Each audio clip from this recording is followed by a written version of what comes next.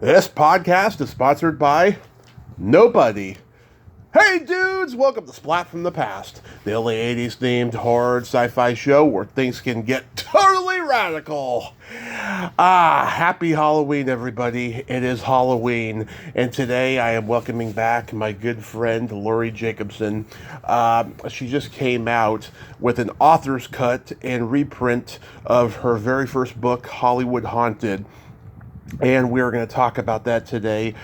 I cannot wait. Oh my God, this is the first book she ever wrote. This is where the public, the esoteric public, if you will, became aware of Laurie Jacobson. And she's such a talented writer, and I just love her so much. And she's such a good friend of mine. It's going to be great having her back on.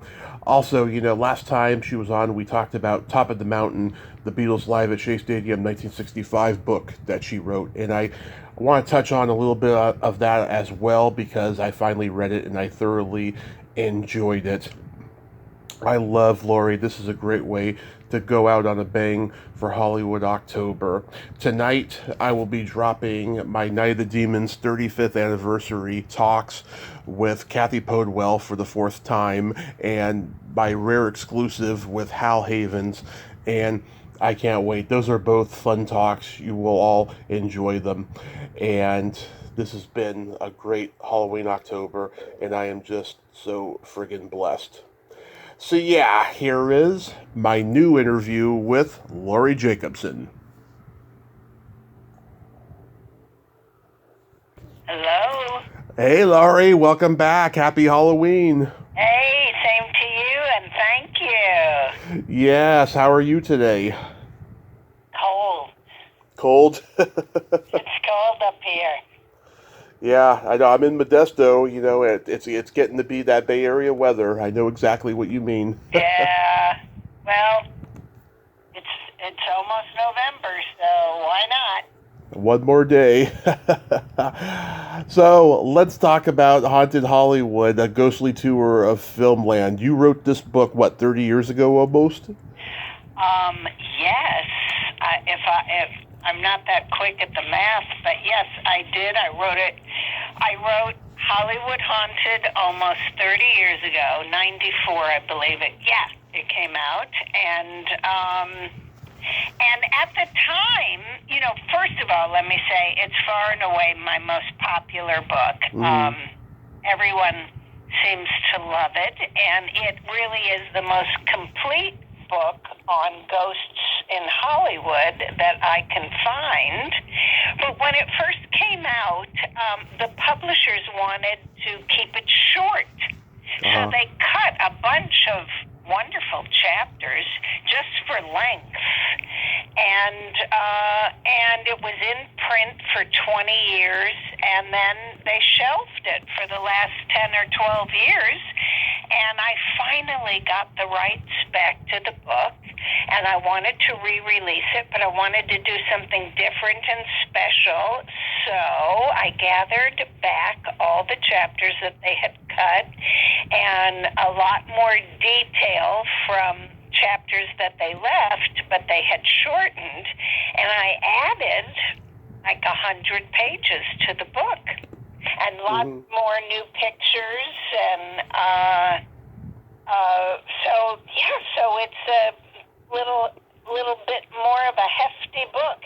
So I call it Hollywood Haunted, the author's cut, and I specify that because some of the original printings are still out there on Amazon, used and all of that stuff. The original hardback, the paperback that says new and revised, but mine says the author's cut. And that is the complete version as I had originally envisioned it back in the 90s. Wow. Oh my God, I love it. Yeah, so let's clarify. This book was out of print for many years. It wasn't a banned book. No, it wasn't banned. Yeah, if you want to ban a book, ban the Edward Bernays books he wrote about PR because they're pretty much manuals on how to be a fascist dictator. Oh, no, I don't didn't even know those. So Yeah, he was Sigmund Freud's nephew. He's the man who invented public relations, and he wrote this book, and then Hitler read it, and then he wrote a book on how the Nazis used his uncle's psychology tactics to take over Germany and so forth. But both books, either way, they both need to be banned because they're basically how to. You know what I mean? wow, yeah, no, thank you. Yeah, because look at the state of the planet we're in now. For God's sake, yeah. So, do you think that the reason this book was so popular was because it came out before the internet, before everyone's attention spans became short? It came out before all these ghost hunter type shows, and it was really at the forefront of that movement.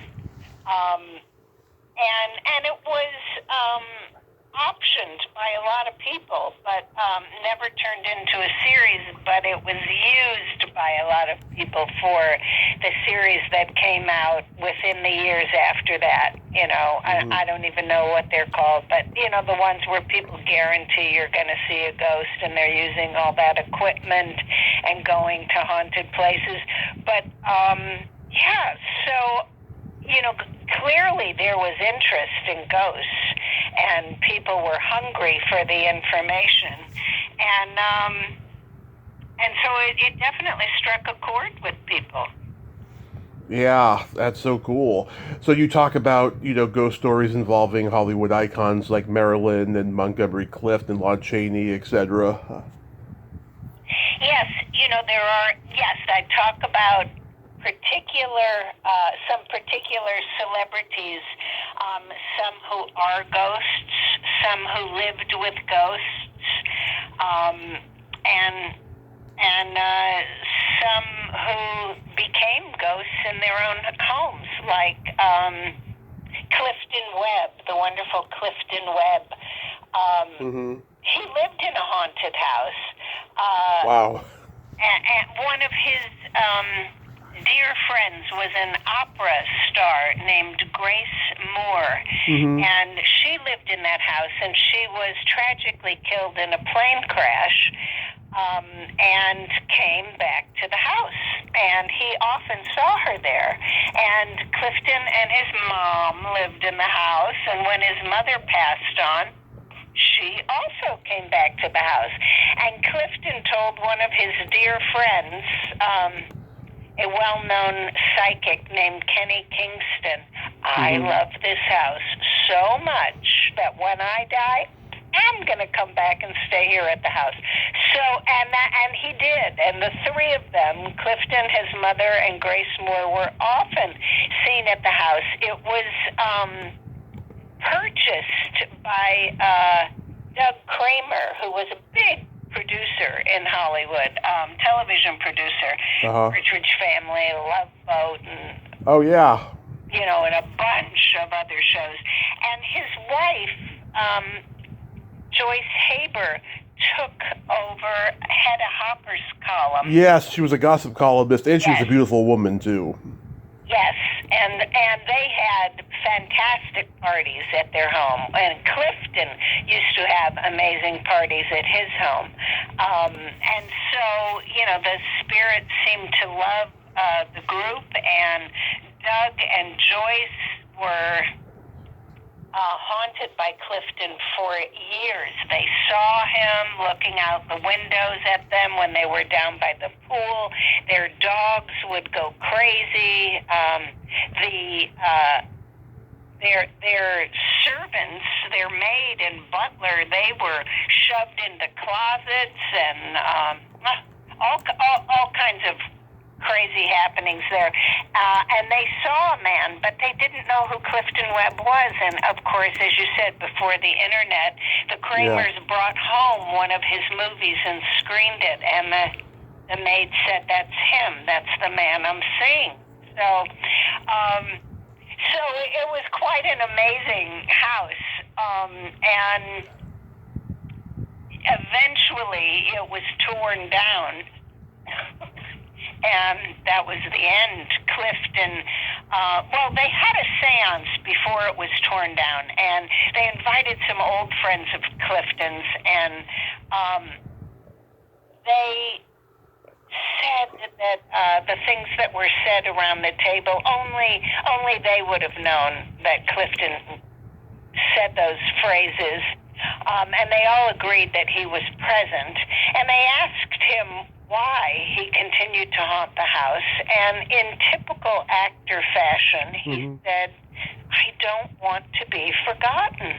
Yeah. Well, when they tore the house down, that was that. He was none of the three were seen there again.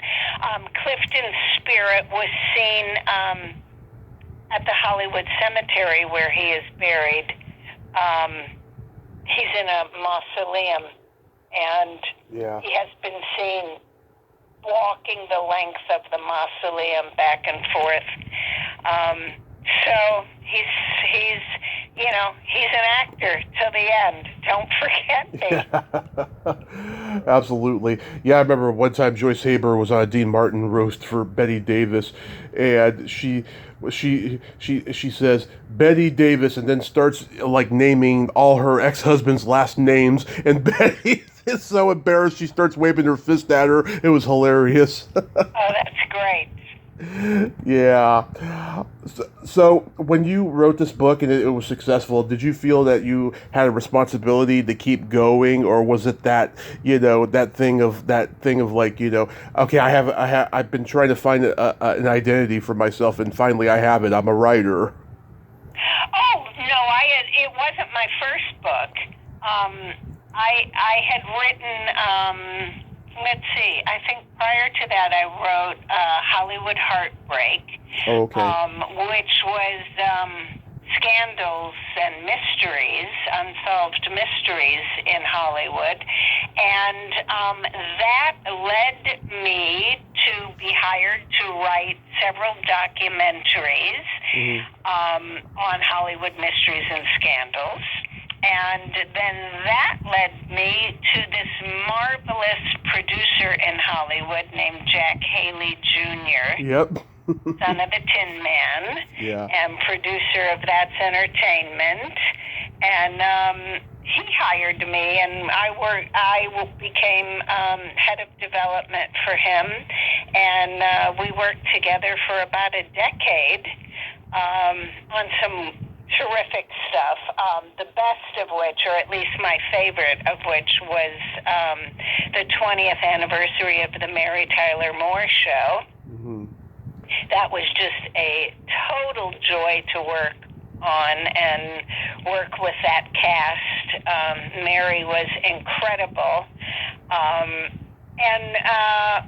That was, and then Jack retired, and I went back to writing books. So I've got 6 now, and working on number 7 and number 8. So. Wow. Okay, I thought this was your first book. I don't know why I thought that. Sorry. Oh no, it's okay. There was a break between the two because I got hired to write for TV. So. Okay, maybe we can just call this your first super successful book. It really shocked me, the success of this book, and it continues to be really popular. So I'm so glad that it's out again.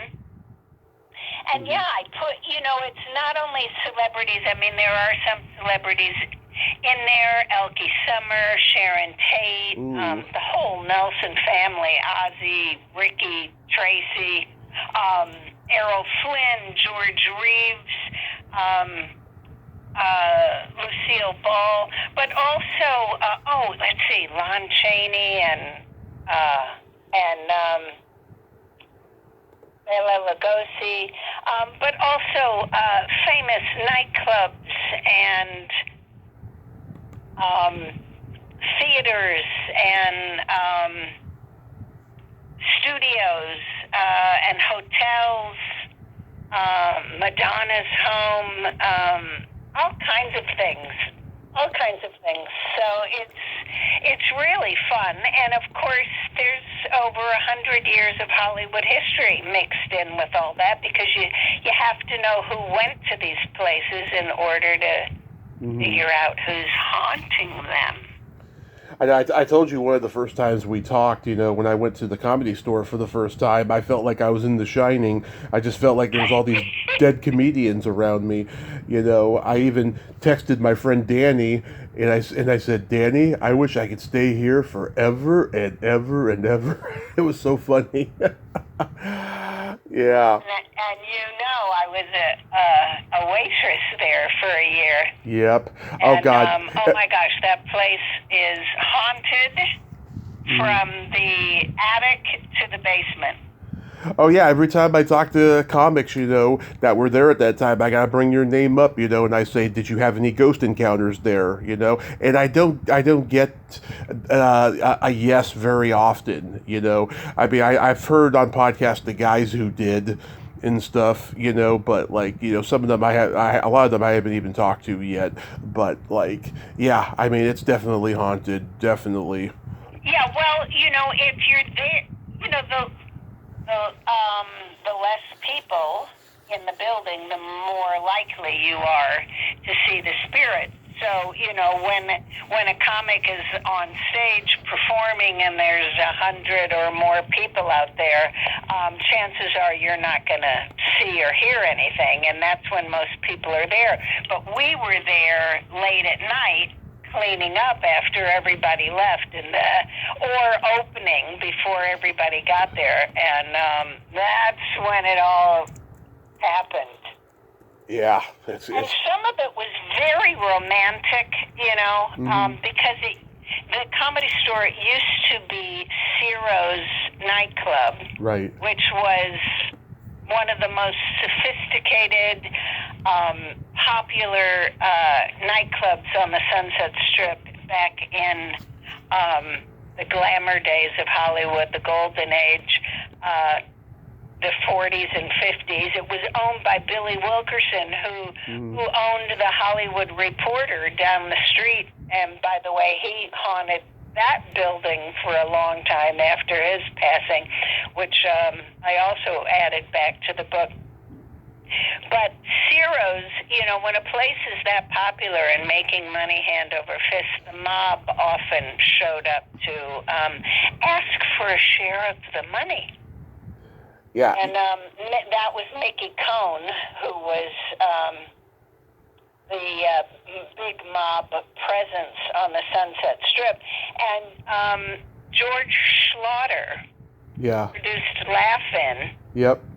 He used to book the talent at Ciro's, and he told me once a week, Mickey Cohn owned a men's clothing store on the Strip, which was just a front for his other nefarious business dealings, and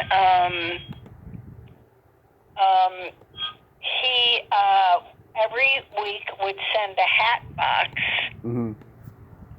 empty to Ciro's with a little note that said, please fill this with money and return it to me. And that's what they did to keep the peace. Paid him off and paid their portion, and kept on having all the movie stars come. Yeah, I've heard Schlatter tell his story on Mark Maron's podcast about Ciro's and how he began there and stuff. Did you know I talked to Paul Clemens the other day? Oh, I saw that. Yeah. Yeah, what an interesting guy he is. Just a ball of energy, and we were talking about, his paranormal experiences and stuff, and he mentioned you, and yeah, he's just a great guy. Did you know his mother? I didn't know her personally, but big fan of her work. Yeah, I've done a couple paranormal talks lately. I also talked to June Ahern, who's a paranormal expert in the Bay Area. That's a great interview. She's very Irish and very funny, I'll tell you. Of the Irish. Yes, and Paul and I were on a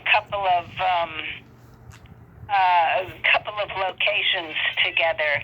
One in particular, which is, I did contact psychics and parapsychologists to go with me to some of these locations because certainly at the time I was no expert. Mm-hmm.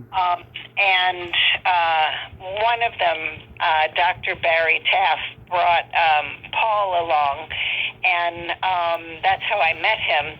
And one of the locations, which is called the Hollymont House near Beechwood Canyon, is the most outrageous haunting that Barry Tapp has ever experienced in thousands and thousands of cases that he's investigated.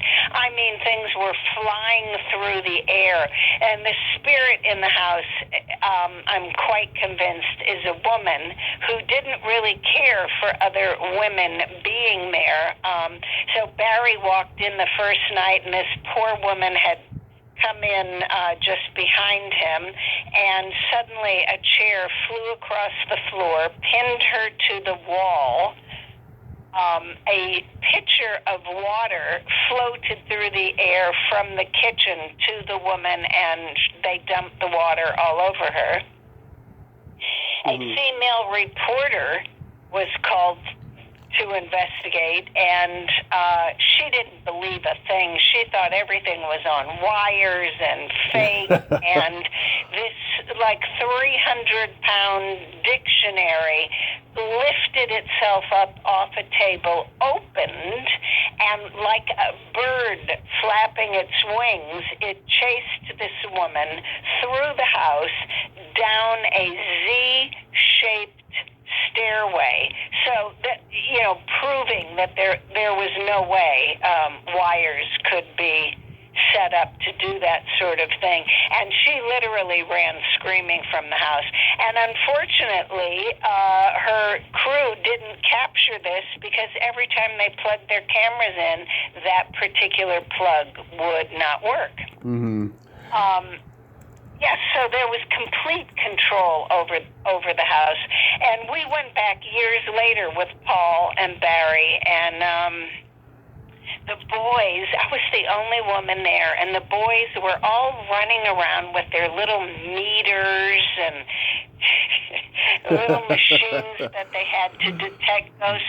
And I just left them alone, and I felt this lady's presence upstairs so strongly, and she seemed to welcome me.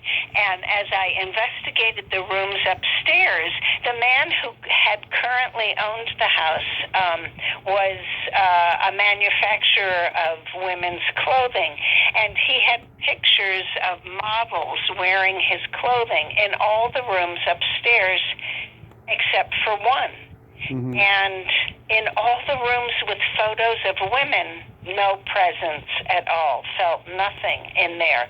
But the one room where there was no photos of women was filled with this woman's presence. So I called everybody upstairs and said, hey, it's happening up here in this room, and all the guys came running in, and suddenly there were orbs everywhere. People were taking pictures, and orbs were showing up all through the photos, and the chandelier began not swaying but oscillating. Mm-hmm. In a circle. It would have been impossible, even if we bumped it, for it to move in that manner.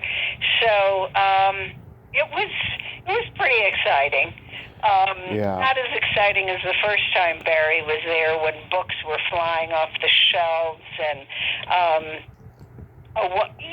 actually Poltergeist, the film Poltergeist, was based on Barry's experiences there the first time.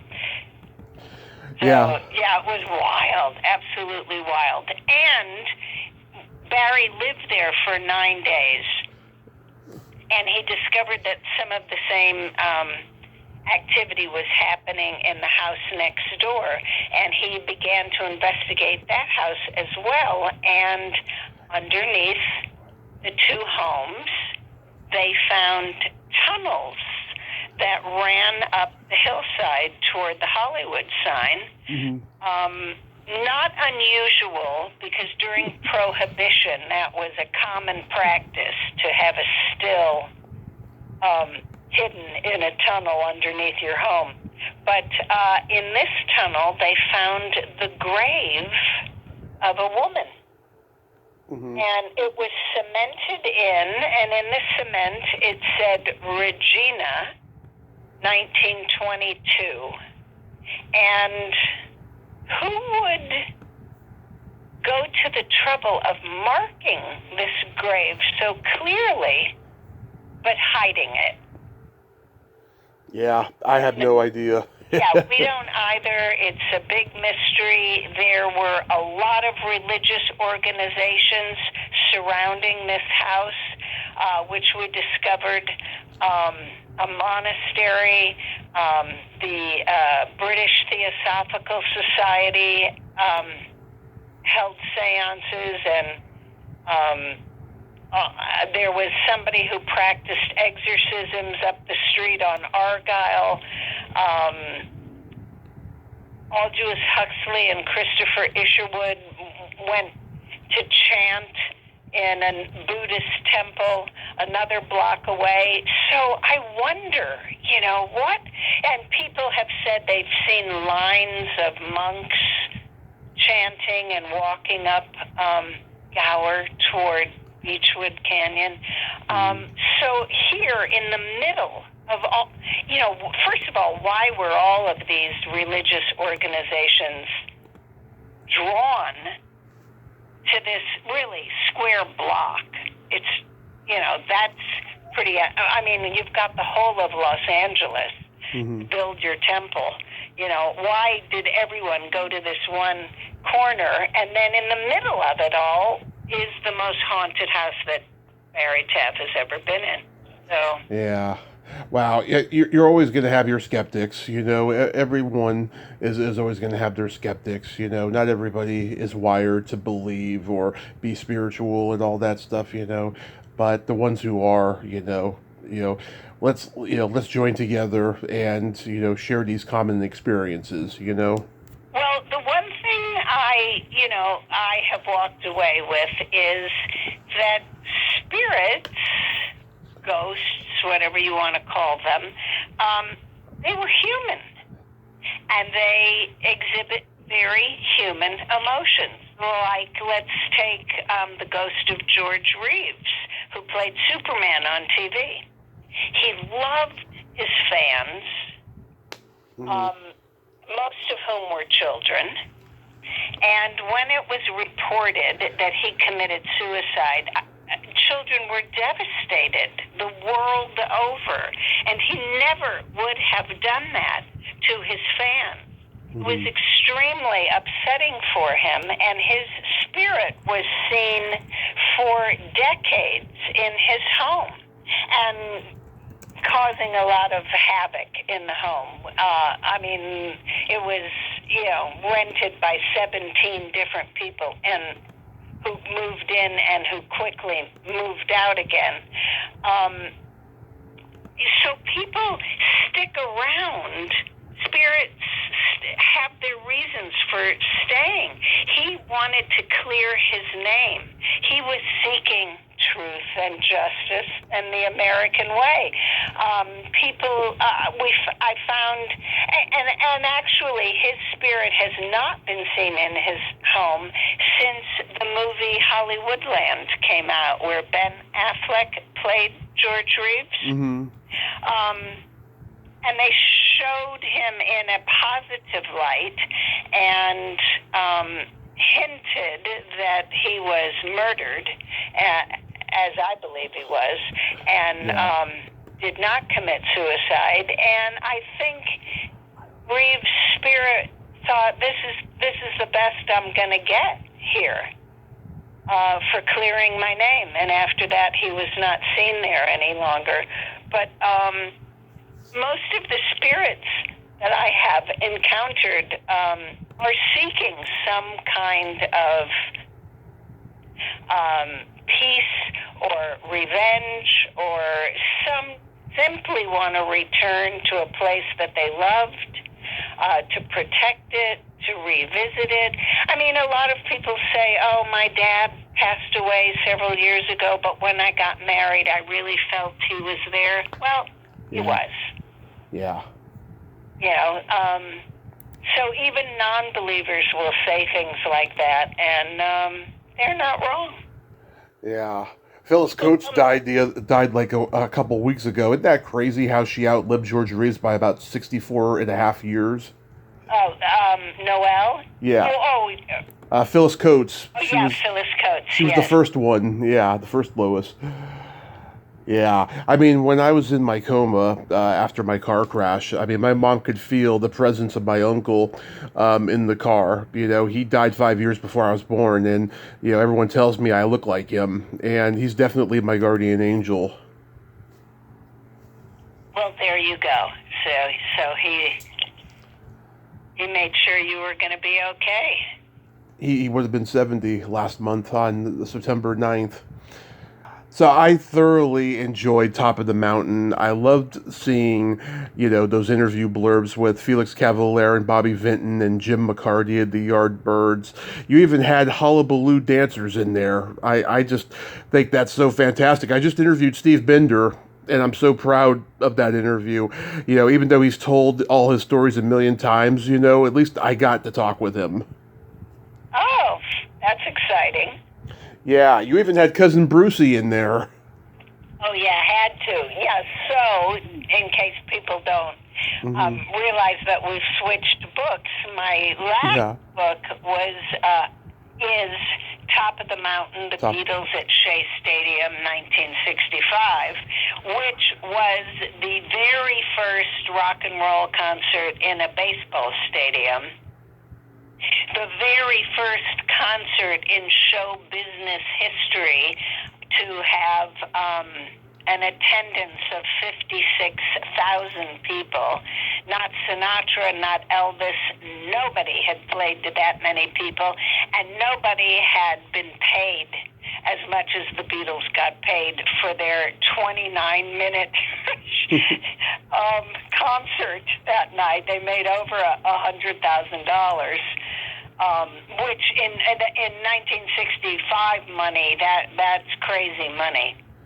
Yeah, wow. Yeah, Cousin Brucey, I had heard him on the Cowsills podcast about a year or two ago, and I was like, wow, he's still alive. I had no idea, you know? Yeah, I think he's back on the air, too. He's wow. a great guy. Huge DJ in New York for people who aren't familiar with Cousin Brucey, but New York grew up with Cousin Brucey, and he was instrumental in bringing the Beatles to America. Yeah, and he's one of those guys like Howard Stern, you know, who will be doing it forever. He loves what he does. Yeah. Yes, and he was one of the announcers at Shea, and he had exclusive interview rights with the Beatles in their hotel room that weekend. So yeah, he was all. They loved Cousin Brucey. They were, the Beatles were. The Beatles knew who helped them make it, and they knew Cousin Brucey was very important to them breaking in New York, and they never forgot him, never. Yeah. How was the reception at the Beatles Festival? Oh, great. It was really, really great. I went to the Beatle Fest in Chicago and the one in New York last year, or earlier this year, I guess, and it's so much fun. So much fun. People singing Beatles songs everywhere. Bands just set up in hallways in the lobby. They take over the hotel, and little tiny 3-year-olds holding signs that say "I love Paul," and it's a hoot. And there's all kinds of cool people there. Peter Asher from Peter and Gordon, who was also the brother of Jane Asher, Paul's girlfriend for Right. many years during And, during that time. So Patty Boyd, Patty Eric Boyd. Clapton, Yeah. all kinds of fun people to talk to. So it's a blast. Yeah, I talked to Miss Odell earlier this year, and she told me she had fun going as well. Yeah, nice lady, but I think she's over talking about her life because she's had a book out for a long time. But it was great to talk to her. Um, yeah, I went back recently and listened to a Beatles song that is so underrated, and I remember reading that I don't think John thought too much of it at the time. It was called "All I've Got to Do" on Meet the Beatles. That is such an underrated, beautiful song. It's very soulful, and John really bears his soul in it. It's beautiful. Yeah, yeah.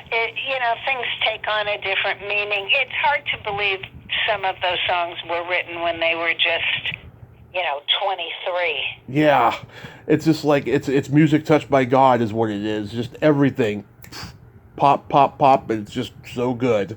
Any song on the album could have been a hit. Any of them.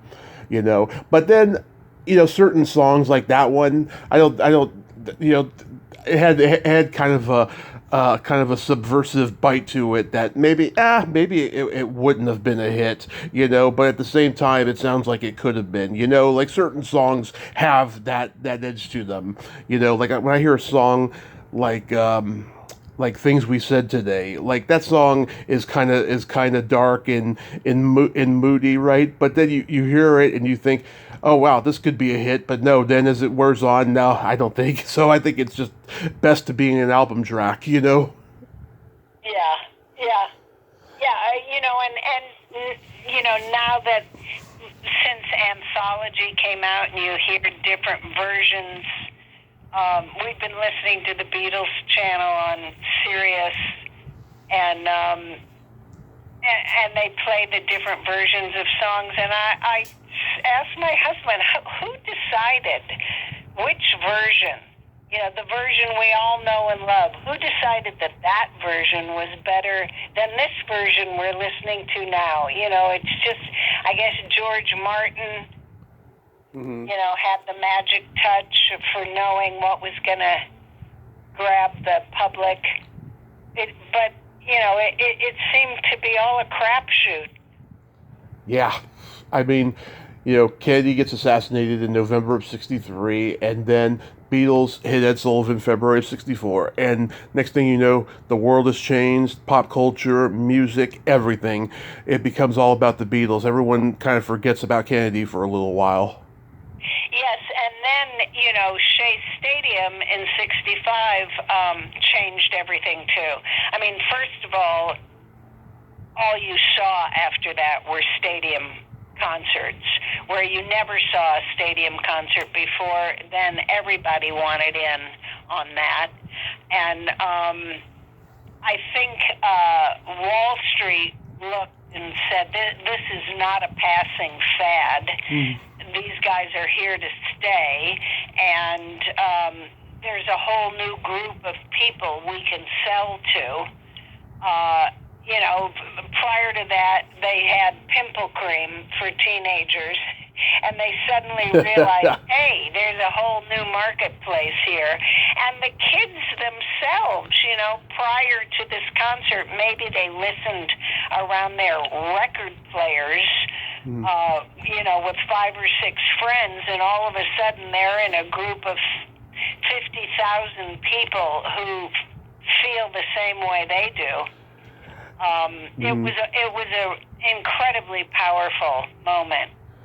Do you know if their merch ever, like in the '60s, all the lunch boxes and so forth? Do you know if they really sold well? Because it seems to me Kiss has been the only band ever successful to have merch that sold well, not just in the '70s, but just throughout the last 50 years almost.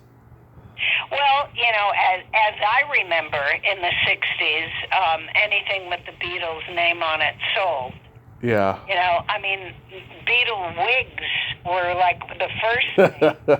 I know, and everyone thought, how silly, but everyone bought one. And Beatle dolls and models and cake toppers and, cups and, oh my God, sweatshirts, T-shirts. I don't even think they had Lunchbox later on. Yeah. But yeah, every magazine, every book, and there are still hundreds of books coming out every year on the Beatles.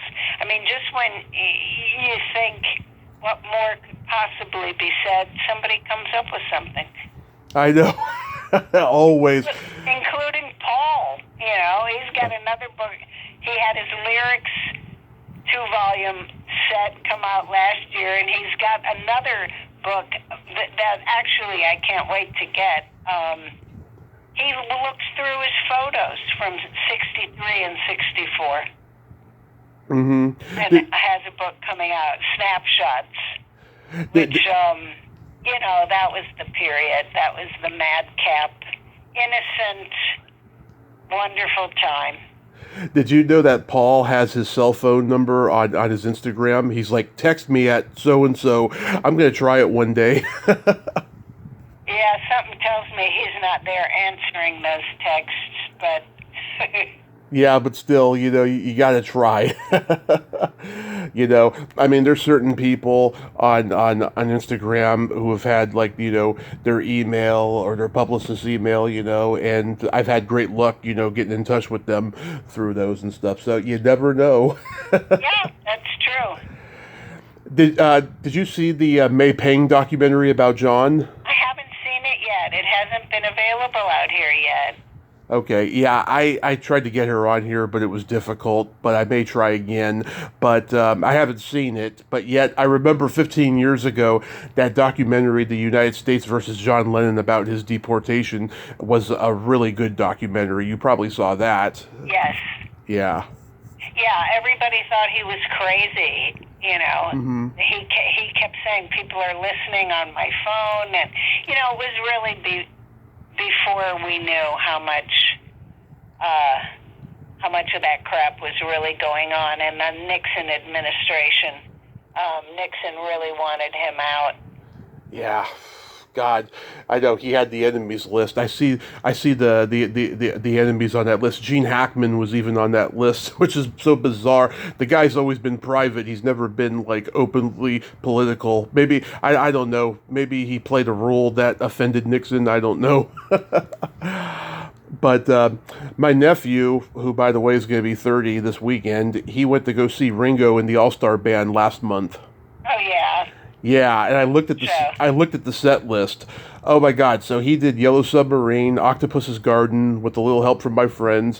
What Goes On, Act Naturally, and then he had Steve Lukather from Toto. They did Rosanna, and he had Edgar Winter, and they did Frankenstein. That was a really, really great show, and he got to see it for free. A friend of his already had a ticket, and whoever he was going with dropped out, so my nephew got to go. I thought that was cool. Oh, that is awesome. Yeah, we've seen Ringo a couple of times. And one of the people in Top of the Mountain that I interviewed was Joe Walsh. Yeah. Who is Ringo's brother-in-law. Right. And he was at Shea, which, changed his life. This is what I want to do. And the crazy thing is that both of their future wives, Barbara Bach and her little sister, were also at the concert. Mm-hmm. So, I mean, what are the chances of that? Mm-hmm. That, Ringo's future wife was there. Paul's future wife, Linda, was there. The list of, Mick Jagger and Keith Richards were there. Bobby Vinton I spoke to. Yeah. The list of who was in the crowd that night is so awesome.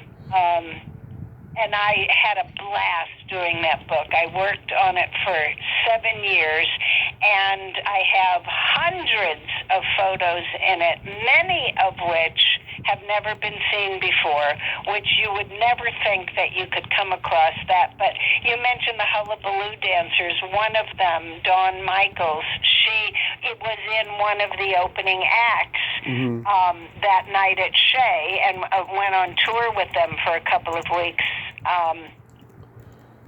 She said, well, I'm from New York, and my dad came with me to Shea, and he took 80 color slides that night, and we looked at them once and put them in a drawer and haven't looked at them since. Would you like to have them? And I was like, are you kidding me? It was the whole setup. Her dad took the whole setup, where the cameras were, Ed Sullivan, Sid Bernstein, the promoter. Marvin Gaye was there. He didn't perform, but he was introduced to the crowd. And no one has a picture of Marvin Gaye at Shea Stadium except for me. Yeah, I actually saw Joe Walsh open for Bad Company in 2016 at the Concord Pavilion, and he was great. I mean, just really on point, great showman. Glenn Frey had just died, and he said, this is one of my favorite Eagles songs before I was in the band, and I think Glenn really shined on this song as a guitarist, and it was Take It to the Limit. Yeah. Great song. It was a great show. Joe has had an amazing career. Yeah, and even he says it in the song "Life's Been Good," and that was 1978. He says, "I can't believe I've survived this long, and I can't believe he still has survived this long with all the craziness he's done." Have you heard the new Zombies record? No. Yeah, they have a new album out, Different Game. I listened to the title song last night on YouTube. It sounds very derivative of Whiter Shade of Pale from Procol Harum. Argent plays it to a T almost on the song. It was a good song. I liked it, though. I love the Zombies. I went to see them a couple of years ago. I was a huge Zombies fan. I know. I remember you advertising a couple of years ago that you and John were going to see them. Like, wasn't it in like Santa Cruz or something? No, it was at the Fillmore in San Francisco. So. Oh, okay. Historic place, historic group, and we had a ball. Yeah, I'd love to see them perform live. Maybe on this next tour, if they come to the States, I'll definitely go. I probably already missed them. Who knows? That happens a lot. I'm always the last to know. When certain bands are playing. I'm curious. Is John related to Marie Provost? Oh, Marie Prevost. Yeah. So you're talking about my husband, John Provost. Yeah. Played Timmy on Lassie, and there is a club, a Provost club out of Canada that has traced the original descendants of that name to 9 people who came over from, there's a British factor and a French factor of Provost. So technically, all Provost people are related, and it all comes down to these 9 ancestors that came over from Europe. So technically, yes, but how, we don't know. Yeah, because I have a vague recollection of hearing about her and about how her dog allegedly ate her when she died in her apartment. Well, yes. Because horrible story. Because what's her name? What's his name? Nick Lowe did a song about it that was really darkly humorous, and he still plays it to this day in concert. So yeah, I remember. Well, Marie was like a Mac Sennett bathing beauty. Very curvy, very pretty, and she was very successful in silent films. But she had a real Brooklyn honk. So when Talkies came out, not only did she not sound good, but by then she had started to put on weight.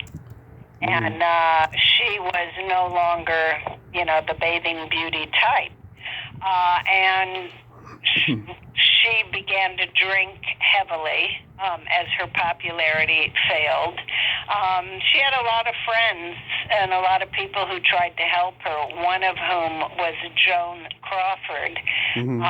There was an IOU to Joan found in Marie's room after she passed away. Wow. Had loaned her money to keep her going. But she literally drank herself to death in her apartment and was dead for I don't know how many days before somebody realized it. And she had a little dachshund, and he was pretty hungry. And I wouldn't say that he ate her, but he did bite her. Yeah. And I think he was probably freaked out and trying to wake her up. Yeah. But, and hungry, obviously. Yeah, poor little guy. So hopefully somebody took him and he was okay. But I hope so. yeah, she had a grisly end, as did so many others who failed to make it in talkies. You know. Yeah. John Gilbert, the same. You know, he had passed away just before she did, and that really put her over the edge because he was an enormous silent screen star. Yeah, it's funny. Gary Cooper and John Wayne played a lot of,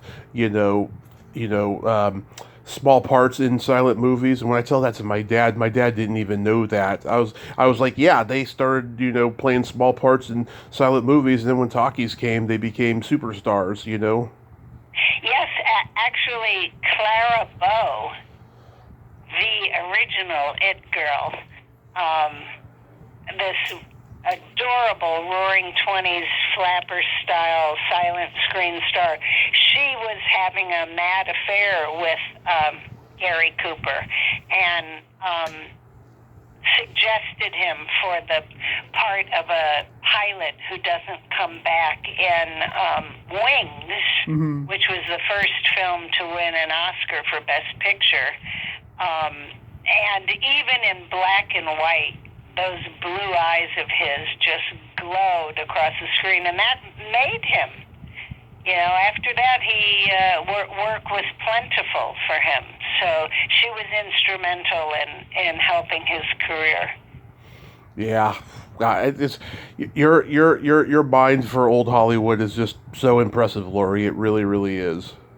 Well, thank you. I appreciate that. I love old Hollywood. You can't make it up any better than it happened. Yeah. It was so dramatic and. Everything was new and exciting, and, these actors back then, there was no income tax. Yeah. Imagine, they were being paid, some of them made $1 million, back in the 20s, untaxed. That's just incredible. I know. Huge homes and fabulous European sports cars, and the town was just wide open.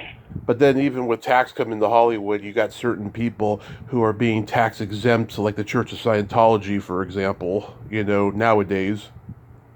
Yeah, that's a real shame.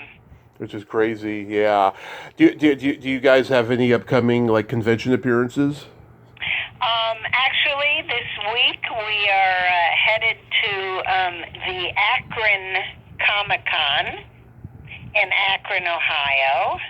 We'll be there this weekend, November 4 and 5.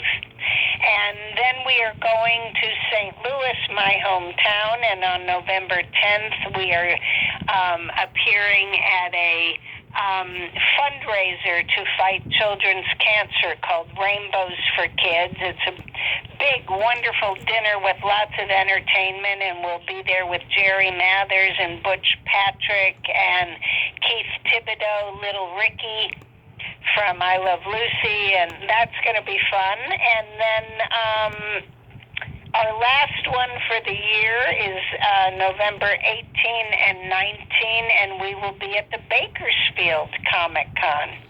Oh, God, who do I know going to that? Oh, Gina Shock of the Go-Go's is going to that. Yeah, Gina's going love her. Yes, I was talking to her manager / man Wendell the other night, Yes. and he's like, I wish you could come down to the Bakersfield Comic Con, to see you and stuff. I was like, I know it's just I'm having financial crisis and I moved and stuff, but I will see you guys in the future. I was supposed to come to East Bay Comic Con in February when they were there, and I couldn't make it. I had a bad ankle and there was a rainstorm going on.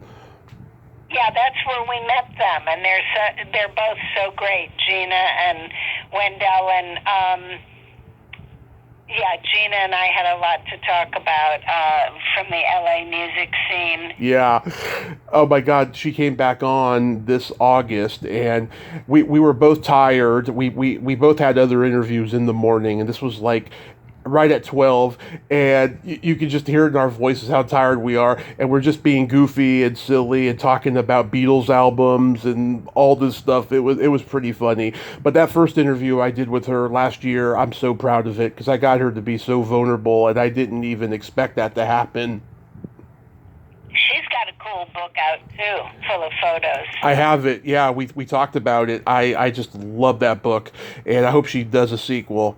And the bass player Kathy Valentine, I have her book too. She was supposed to come on last month, but had to reschedule, and hopefully we're gonna do it in November and stuff. Her book, oh my God, she's been through a lot, and she has such a positive attitude with all of it, and doesn't get preachy. I just love that book.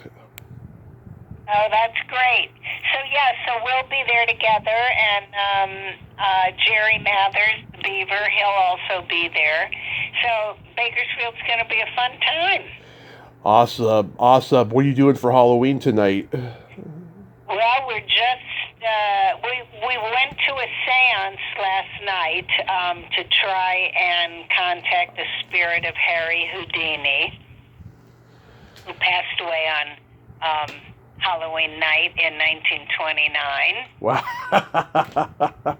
You love your folklores, don't you? So that was crazy, and that was fun, and some kind of cool stuff happened there. And tonight we just, we love the little kiddies that come by. So we love to stay home on Halloween and hand out the candy and see all the kids' costumes, and it's a lot of fun. I got sugar-free Hershey bars I'm going to eat, and I'm probably going to watch Hocus Pocus and a couple slasher movies from the 80s. That's what I always do. Wow, well, you got a big evening planned. Absolutely, because I stopped dressing up in 2015. It just got to a point where it was just a pain in the ass and it got expensive. Maybe, if I get invited to a party in the future, I'll dress up again. But just I'm at that point now where, I'm 40, I don't have kids. There's really no point in dressing up, and I don't go to the bars anymore, so. Yeah, we had a party over the weekend, and we dressed up, and we had fun. But I put on a little bit of a wig that lights up crazy, and when I answer the door, and the kids get a kick out of it, and I love seeing them. Oh, that's so awesome. Here's a Halloween joke for you. Okay. What does a redneck do for Halloween?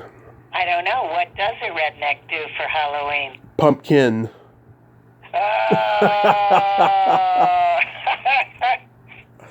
Coming from Missouri, you probably ran into people like that, huh? Maybe one or two. Okay. Laurie, I love you. Thanks so much for coming on today on Halloween. Happy holidays. Have fun at the con, especially in Bakersfield. When you see Gina, give her my love, and tell John I love him too. Be safe. I will, sweetheart. Happy Halloween. Thank you. Happy Halloween. Well, there you have it. Laurie Jacobson. Ain't she a sweetheart? I just love her. She is so friggin' awesome and such a good person. And I'm so glad that we could have our talk today. Well, until next time, this is Tommy Throwback Kovac saying there's no shame in living in the past because the present sucks. Later, dudes. Happy Halloween.